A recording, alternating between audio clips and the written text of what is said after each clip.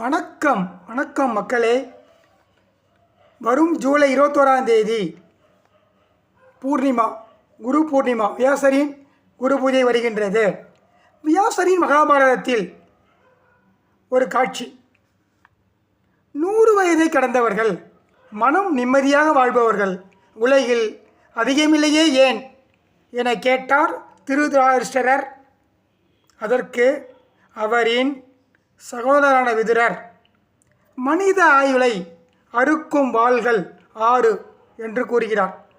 முதல் வாள், கர்வம் மனிதர்களிலே பலர் நானே கெட்டிக்காரன், மற்றவர்களெல்லாம் முட்டாள்கள் என எண்ணுகின்றனர். தன்னிடம் உள்ள குறைகளையும் பிறரிடம் உள்ள நிறைகளையும் காண்பவருக்கு கர்வம் உண்டாகாது. இதுவே முதல் வாள், கர்வம். அடுத்தது 2வது வாள், அதிகம் பேசுதல். பேச விஷயமே இல்லாத போதும் வீணாக பேசுபவன் பம்பை விலக்கி வாங்குகிறான். இது 2வது வாள். 3வது வாள், தியாக உணர்வு இன்மை. பேராசை என்னும் அரக்க குணம் தியாக உணர்வை தடுக்கிறது. தியாக உணர்வு இல்லாமல் இருப்பது 3வது வாள். அதற்கு அடுத்தது 4வது வாள், கோபம். இதை வென்றவன் உண்மையான யோகி. கோபத்தில் தர்மம் ஏது அதர்மம் ஏது என்பதை தெரியாது. விவேகம் இழந்து மனம் பாவத்தில் ஈடுபடும். கோபம். இது 4வது வாள்.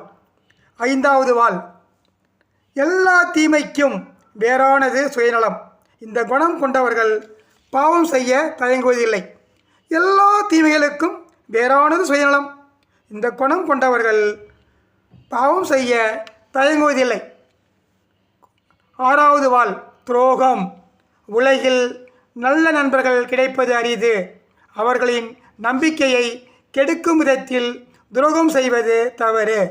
இந்த 6 வாளிலிருந்து விலகுபவன் நிம்மதியாக வாழ்வான், 100 வயதை கடந்தும் வாழ்வான்.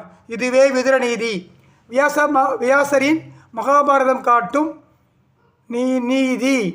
இதனை அனைவரும் பின்பற்றுவோம். வாழ்வாங்கு வாழ்வோம்.